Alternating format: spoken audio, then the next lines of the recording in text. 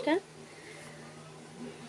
দেখুন, জীবনে সবাই চায় আমি ভালো থাকি, আমার পাশের মানুষটির কাছ থেকে আমি সর্বদা ভালোবাসা পাই, বা আমি যাকে যাকে বিশ্বাসযোগ্য মনে করেছিলাম সেও যেন আমাকে ঠিক একইভাবে মনে রাখে। আপাতত আমার প্রয়োজনের সময় তার কাছে যেন আমি গেলে যেন একটু যেন সান্ত্বনা পাই, বা আমি যাকে ভালোবাসি আমি যতটা পরিমাণ তাকে ভালোবাসছি সেই জন্য ততটা পরিমাণের জন্য আমাকে ভালোবাসাটা যেন আমাকে সে ফিরিয়ে দেয়, তাই তো? কিন্তু বাস্তবে দেখা যায় ঠিক এর উল্টোটাই হয়। আপনি যাকে যত বেশি ভালোবাসবেন সে আপনাকে তত বেশি মূল্যহীন ভাবতে শুরু করবে। আপনি যত বেশি কাউকে গুরুত্ব দেবেন সে আপনাকে তত বেশি দূরত্ব দেবে। আর যত বেশি ভালো আপনি কাউকে বাসবেন এবং ভালো কথা বলবেন এবং ভালো কিছু আপনি তার সাথে সবসময় ভালো করবেন, তার ভালো চিন্তা করবেন, সে কিন্তু ঠিক একইভাবে একটা সময় একটা পর্যায়ে সে নিজে আর ভালো থাকতে পারবে না আপনার কাছে।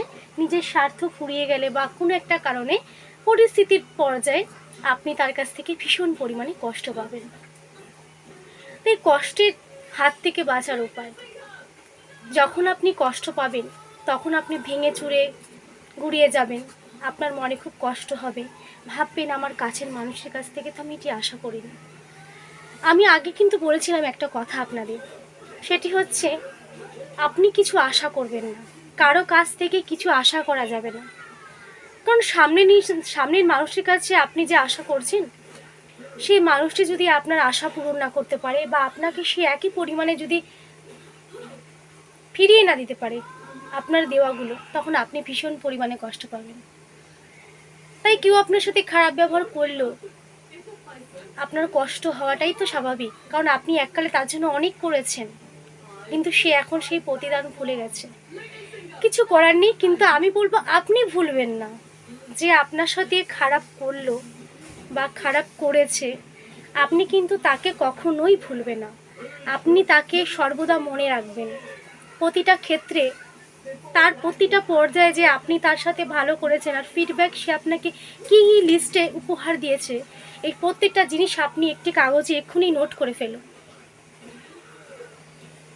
কারণ এরকম আরেকটি পর্যায়ে যখন আপনার সামনে উপস্থিত হবে, অন্য কেউ যেন ঠিক এরকমভাবে আপনাকে যেন কেউ কষ্ট না দিতে পারে, বা আপনি সেই মানুষটিকে চিনে নিন যে কোন পর্যায়ে কী কারণের ভিত্তিতে কেন আপনার সাথে তিনি এর সমস্ত কিছু করলো, খারাপ কেন করলো, কেন পাবেন আপনি কষ্ট বলুন তো? যদি আপনি তাকে সর্বদা যদি ভালো দিক দিয়ে থাকেন, সে নিজের স্বার্থে চলে গেছে, যেতে দিন না, দেখুন না সে কতটা ভালো থাকে, আপনাকে কাঁদিয়ে আপনার কাছ থেকে সব ভালো কিছু নিয়ে নিজের হাসি খুশি জীবনটা সে কিভাবে পার করবে। আপনি একটু অপেক্ষা করে দাঁড়িয়ে যান, থেমে একটু দেখে নেবেন, ভালো থাকতে পারবে না সে।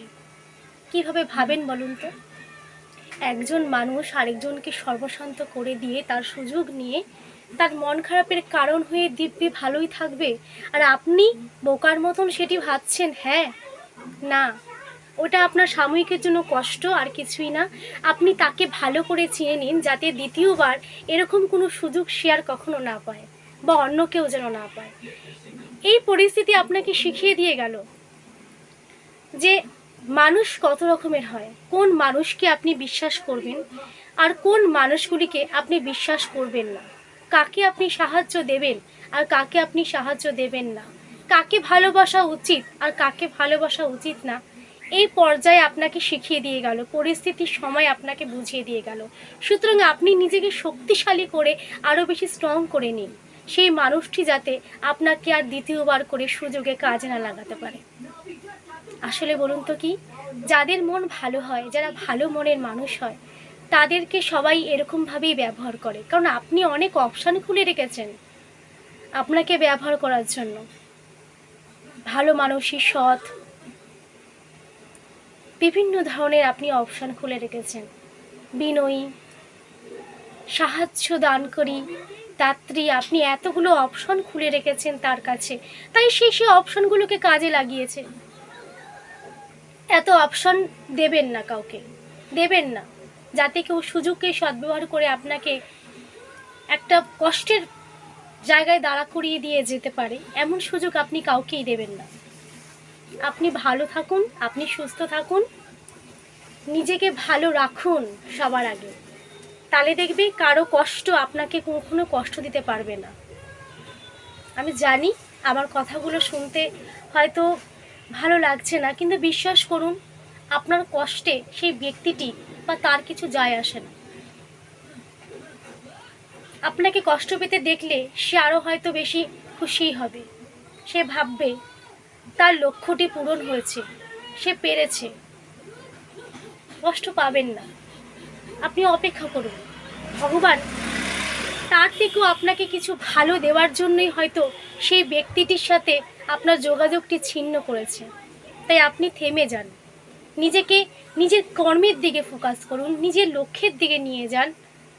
অযথা তার কথা চিন্তা করে আপনার নিজের সময় আপনি নষ্ট করবেন না, যে আপনাকে গুরুত্ব দেয় না, যার কাছে আপনার কোনো সম্মান নেই, যে আপনাকে ভালো রাখতে পারেনি, অথচ তার জন্য আপনি সর্বাগ্য সব কিছু আপনি করতে রাজি ছিলেন।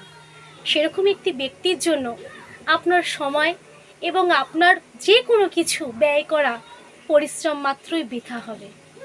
আপনি ভালো থাকুন, সুস্থ থাকুন, নিজের জন্য ভাবুন, নিজেকে ভালো রাখুন। ধন্যবাদ, ভালো থাকবেন।